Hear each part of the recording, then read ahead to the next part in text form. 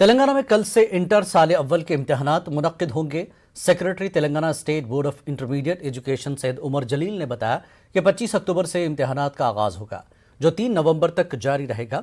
इम्तिहानात में 4,59,000 से ज्यादा तलबा शिरकत करेंगे।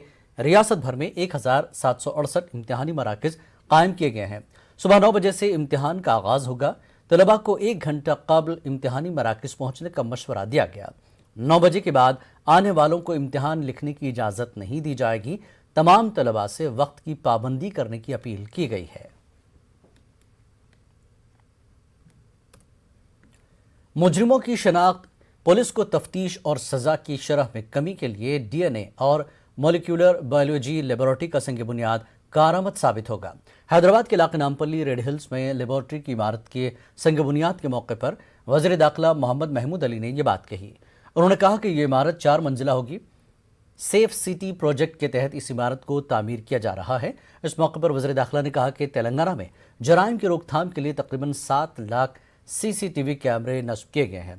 इस मौके पर city police commissioner Anjani Kumar और पुलिस के आला ओहदेदार मौजूद थे। नामपल्ली कॉन्स्टिट्यूंसी में एक बहुत बड़ा लैब, जो ख़ास तौर से पुलिस डिपार्टमेंट में जो केसेस होते हैं उसकी टेस्टिंग के लिए का फाउंडेशन डाला गया है। ये पुलिस को इस लैब की सख्त ज़रूरत है। ये लैब में जो टेस्टिंग होती है, ख़ास तौर से DNA टेस्ट हो या किसी किस्म का टेस्ट हो, अभी हमारे पुलिस ऑफिसरों ने डिटेल में बताया कि किस तरह ये लैब काम कर सकता है और किससे क्या फ़ायदा होगा। इसमें इसकी कीमत 6 करोड़ रुपये है और 14,000 स्क्वायर फीट पे 4 फ्लोर बनाए जा रहे हैं, जिससे पुलिस डिपार्टमेंट को बहुत अच्छा फ़ायदा होगा। क्राइम जितना जल्द हो सके हम उसका अरेस्ट कर सकते हैं जो क्राइम करने वाले आदमी। तेलंगाना पुलिस इंडिया में नंबर 1 पुलिस की तरह काम करे। तेलंगाना बनने के बाद हमारे पुलिस ऑफिसर्स सबसे ज़्यादा कोशिश करते हैं अमन के लिए।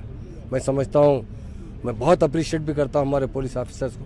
जहाँ भी क्राइम होता है, जितना जल्दी हमारी पुलिस पकड़ती है, उसका इंडिया में उसका एग्जाम्पल कहीं पर भी नहीं है।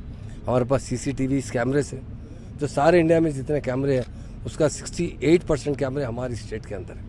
और जो आदमी क्राइम करता है, पहले हम सुनते थे कि दुबई में लोग रहते हैं, वहाँ क्राइम करने वाला बच नहीं सकता। मगर तेलंगाना का स्टेट का वही पोजीशन है, यहाँ क्राइम करने वाला कभी बच नहीं सकता। शहर हैदराबाद में गांजा फरोख्त करने वालों के खिलाफ बड़े पैमाने पर कार्रवाई की जा रही है। वज़ीर दाखिला मोहम्मद महमूद अली ने कहा कि तेलंगाना पुलिस गांजे के इस्तेमाल को रोकने के लिए हर मुमकिन कोशिश में लगी हुई है। उन्होंने आवाम से भी इस लानत से दूर रहने की अपील की। गांजे के लिए इंटरनल बहुत काम चल रहा है। जो भी नौजवान इससे इस्तेमाल कर रहे हैं, जो बेचने वाले हैं, हम ज़्यादातर उन लोगों पर कंट्रोल कर रहे हैं जो उसको ला के फैलाना चाहते हैं। तो यकीनन हमारी पुलिस जो है ज़रूर काबू पाई जाएगी। और वो एक ऐसा चीज़ है जिससे लोगों की आने वाली नस्ल बर्बाद हो जाती है। और हमारी जिस तरह हम आवाम को अपनी औलाद की तरह प्यार करते हैं, और हमारी पुलिस डिपार्टमेंट भी सारे आवाम को अपनी फैमिली की तरह ट्रीट करती है। हम ज़रूर उसमें कामयाब होंगे। और तेलंगाना स्टेट आज भी सारे इंडिया में सेफ है तो तेलंगाना स्टेट ड्रग्स के अंदर, मगर जहाँ भी छोटा मोटा काम बढ़ा है हमको भी बहुत दुख है। और हमारी पुलिस रात दिन कोशिश करेगी किस तरह इसको कंट्रोल किया जाए। हम ज़रूर इसमें काबू पा लेंगे और हमारी आने वाली नस्ल, हमारे बच्चों को इससे महफूज रखेंगे। हुजूराबाद ज़मीनी इंतखाबात को लेकर TRS और कांग्रेस में लफ्जी जंग जारी है। PCC चीफ रेवंत रेड्डी और KTR ने एक दूसरे पर कई इल्जामात आयद किए। హుజూరాబాద్లో ఈరోజు కాంగ్రెస్ బీజేపీ పార్టీల ఉమ్మడి అభ్యర్థిగా ఈటెల రాజేందర్ గారు పోటీ చేస్తూ ఉన్నారు. నేనేదో ఆషామాషిగా చెప్పడం లేదు. నాగార్జున సాగర్లో ఎట్లానైతే ఒక డమ్మీ అభ్యర్థిని పెట్టి భారతీయ జనతా పార్టీ ధరావత్తును కోల్పోయే విధంగా అక్కడ ఒక లోపాయికారి ఒప్పందం జరిగిందో, గతంలో పార్లమెంట్ ఎన్నికల్లో ఏ రకంగానైతే కరీంనగర్ పార్లమెంటులో, నిజామాబాద్ పార్లమెంటులో 2 పార్టీలు కూడా ఓటు తబాదలా అయ్యే విధంగా చీకటి ఒప్పందాలు చేసుకొని వ్యవహారం చేసినాయో, అదే పద్ధతుల్లో హుజూరాబాద్లో కూడా ఈ 2 సోకాల్డ్ జాతీయ పార్టీలు TRS అనే పార్టీని నిలవరించే ప్రయత్నం చేస్తూ ఉన్నాయి. రేవంత్ రెడ్డి గారు, ఈటెల రాజేందర్ గారు రహస్యంగా గోల్కొండ రిసార్ట్లో ఎందుకు కలుసుకోవాలా? ఆ విషయం ఎందుకు చెప్పరు? ఇవాళ ఆయన KTR సన్నాయన ఒక్కళ్ళు వస్తున్నాడు, మా మీడియా మిత్రులు రాసుకోవాలి. ఆయన అంటుండే ఈటెల రాజేందర్ రేవంత్ రెడ్డి గోల్కొండ రిసార్ట్లో కలుసుకున్నారు. రాజేందర్ ఎన్నికలు అయినాక కాంగ్రెస్ లకు పోతాడని 1000 మందిలా గోల్కొండ రిసార్ట్ లో వేం నరేందర్ రెడ్డి కొడుకుది లగ్గపత్రిక రాసుకున్న దాంట్లో వచ్చారు. అది May 7th నాడు ఆయన ఫోటోలు పెడతా అంటుండే, మేమేం పంపుతాం చూసుకొని చూడరా సన్నాసి, మేము దావతులలో కలవలే, చీకట్ల కలవలే పెళ్లి పిల్లగా లగ్గపత్రిక నేను రాజేందర్ కలిసినాం. రాజేందర్ కేసీఆర్ లంగ భాగవతం అంతా నాకు చెప్పిండు, ఎట్లెట్లా ముంచిండు, ఎట్లెట్లా వంచిండు, తెలంగాణను ఎట్లెట్లా దోషిండు. मौलाना खैरुद्दीन सूफी कादरी सदर सूफी उलमा काउंसिल ने वक्फ बोर्ड चेयरमैन मोहम्मद सलीम को चैलेंज किया और कहा कि चुंगी चरला की 2000 एकड़ अराजी कहां चली गई। इसका वक्फ बोर्ड चेयरमैन जवाब दें। खैरुद्दीन सूफी ने कहा कि चेयरमैन मोहम्मद सलीम की क़यादत में वक्फ बोर्ड की जो बर्बादी हुई है वो किसी और चेयरमैन के दौर में नहीं हुई है।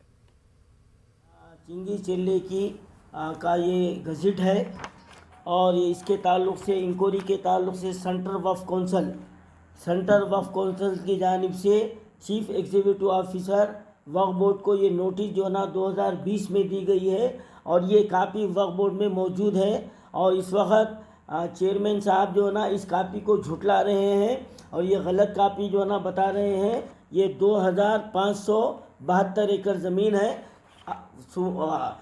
सूफी उलमा कौंसिल वक्फ बोर्ड से यही जानना चाह रहा है कि ये ज़मीन कहाँ गई।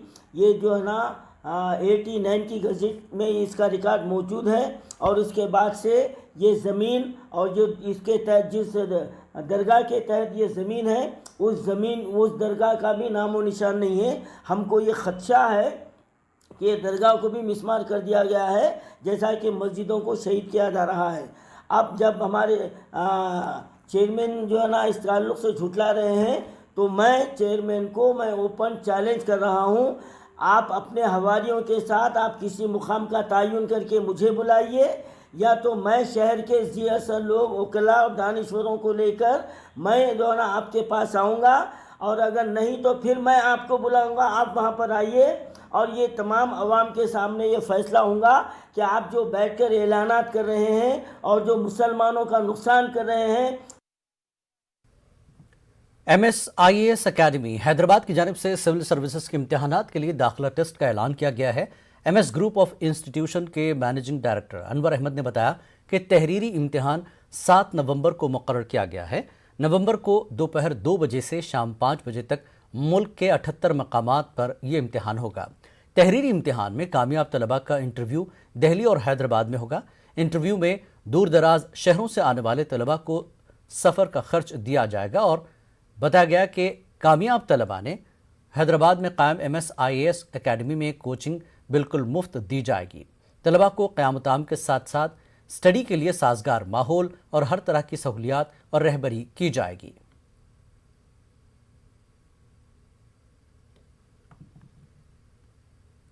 सात नवंबर को दोपहर में 2 बजे से 5 बजे तक एग्ज़ाम मुनक़्क़िद किया जाएगा। तमाम मुल्क भर में इसके 78 सेंटर्स एज एंड टुडे हैं जिसको हम लोग लिए हैं ताकि मुल्क भर के जो भी बच्चे अपने आसानी से सेंटर्स पर पहुंचकर इसको अपीयर कर सकें।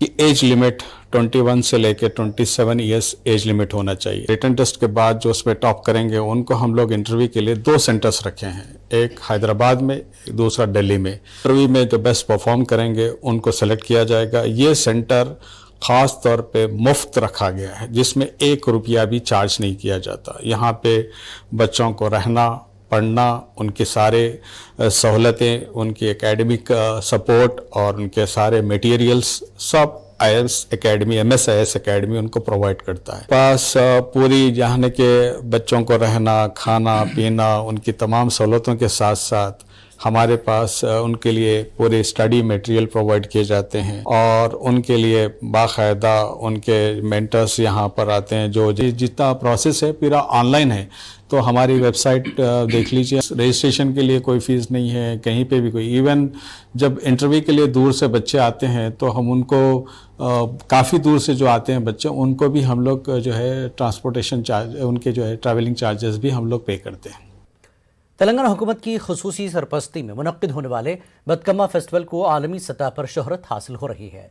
तेलंगाना जागृति सदर के कविता की कोशिशों से बदकम्मा को दुनिया के सबसे बड़े स्क्रीन बुर्ज खलीफा पर पेश किया गया। कविता और रियासती वुज़रा MLAs पर मुश्तमिल वफ्द ने दुबई का दौरा किया। दुबई में मुकीम तेलुगु अवाम ने तेलंगाना से आए वफ्द का इस्तकबाल किया और बुर्ज खलीफा के स्क्रीन पर बदकम्मा त्यौहार का नज़ारा पेश किया गया।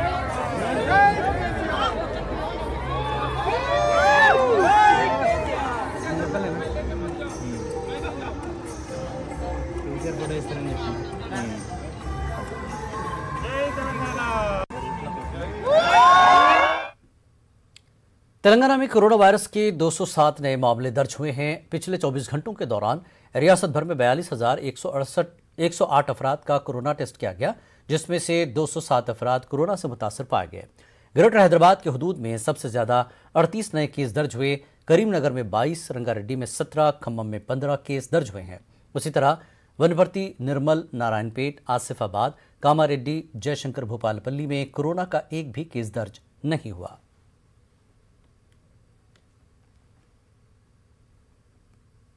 वक्त एक ब्रेक का। ब्रेक के बाद रुख करेंगे आंध्र प्रदेश की खबरों का।